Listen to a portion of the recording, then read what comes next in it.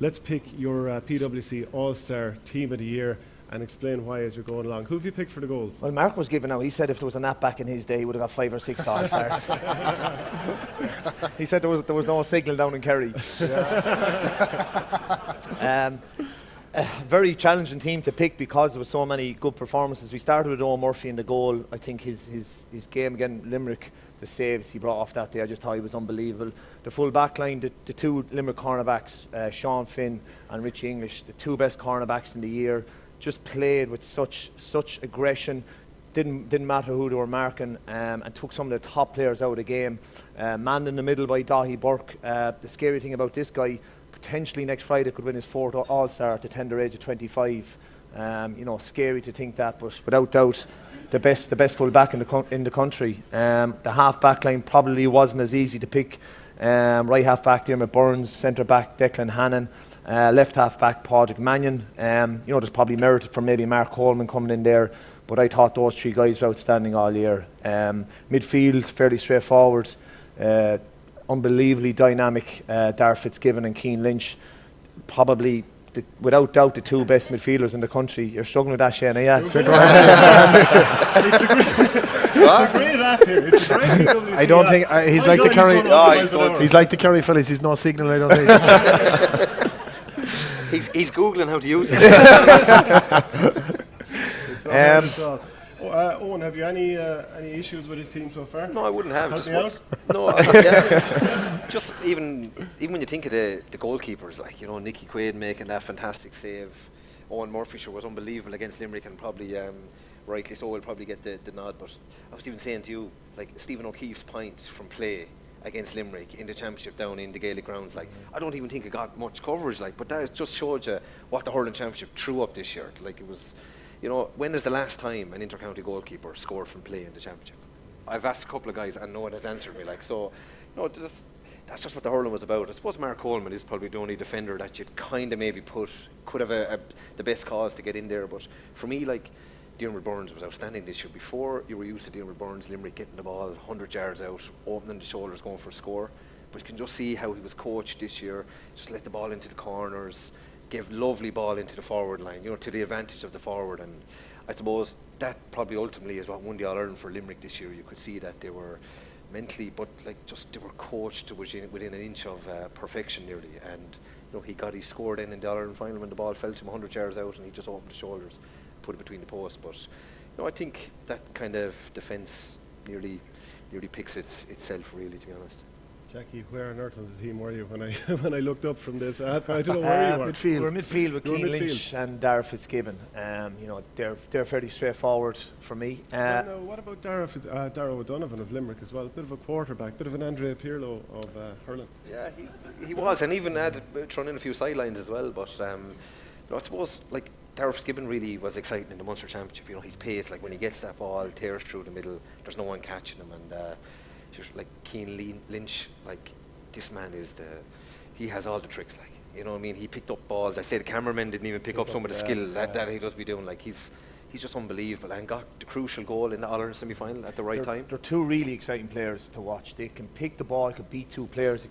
Darragh Fitzgibbon, I think, got a ball. I think it was a Munster final. He ran about 80 yards with it, just over the bar. And they have not that many players in this game can actually do that, have that acceleration and speed.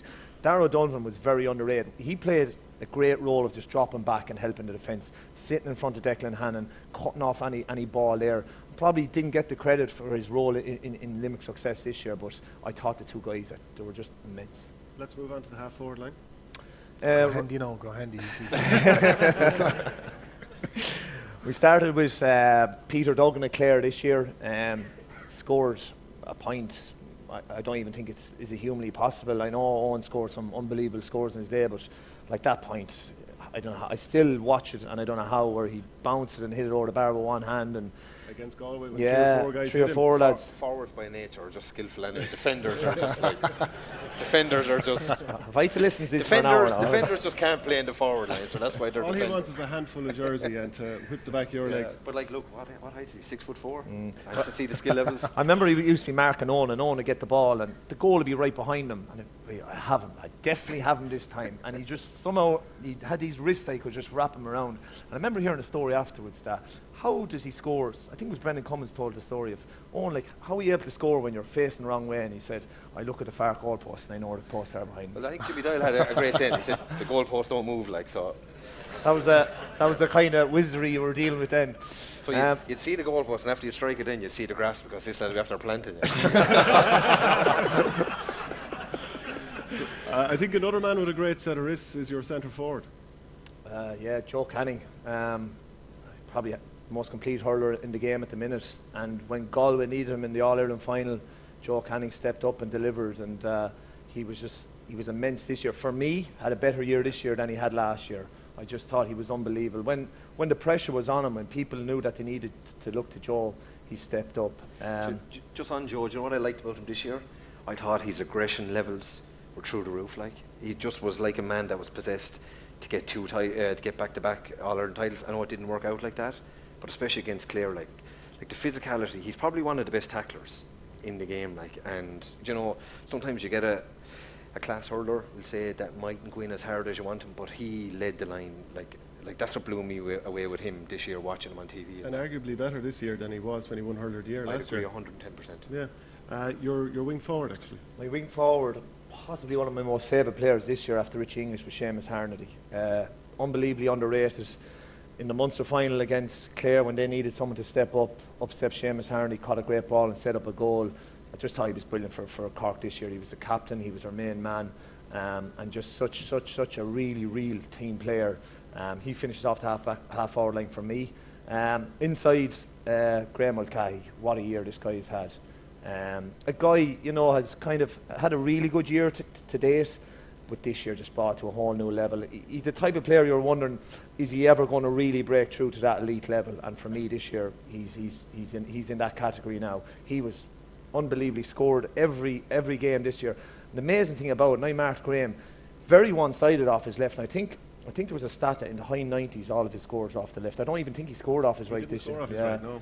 And the thing, and I used to be marking him and go, just sit on this lad's left hand, and I'd be sitting there waiting for him to throw it up, and the speed of him, he'd just get a yard on it and put it over the bar. And he just, for a lad to be meant to be predictable, to do what he did, which I just thought he was top notch. Unlucky not to be nominated for Hurler of the Year? I would have nominated for Player of the Year, yeah. Just of course, I suppose what capped it off for me was the score to put Limerick was 2 points ahead in the All-Ireland final. You know, like when Limerick were kind of retreating, they were all going back, defending the lead, a dangerous thing to do.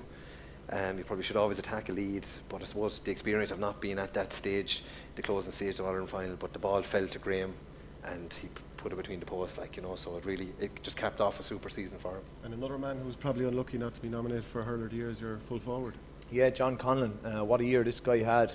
And possibly my highlight of the year was his duel for the 2 days with Dottie Burke. I thought it was just fascinating. I watched it. The first day, John Conlan got the better of him. The second day, Dottie evened it up. But just had a brilliant year. And at times was unmarkable. And on times threw Clare up on his back. You know, his game against Cork where he got those, I think got 4 in the first half. He was just unmarkable. I think Cork had 2 or 3 different lads on him. I'm very unlucky not to be shortlisted for Hurler of the Year. The very last one, it was a tight call. I went with Conor Whelan.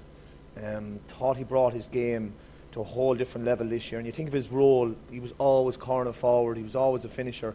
And the second day again, Clare, when Clare went with a sweeper again, and they brought him out to curb the influence of Colin Galvin, took a totally different role, was a ball winner, was setting up scores, and that's the versatility of him. And for me, I think he deserves that final spot. You wouldn't have too many changes on your team, but just before we come to your team, Eoin, no place for TJ Reid. Had a couple of outstanding games this year. He had, and it's probably just one of the things of the All-Stars. It's heavily weighted towards the end of the year. It's nearly all about the All-Ireland semi-final and the final, and the provincials. And TJ had an awesome league. He really did. Maybe just ran out of steam as the year went on, and is unlucky not to be in there. But you know, that's just the weighting of the championship. And as the year goes on and the games get bigger and bigger, you know, they're the real tests of what makes an All-Star.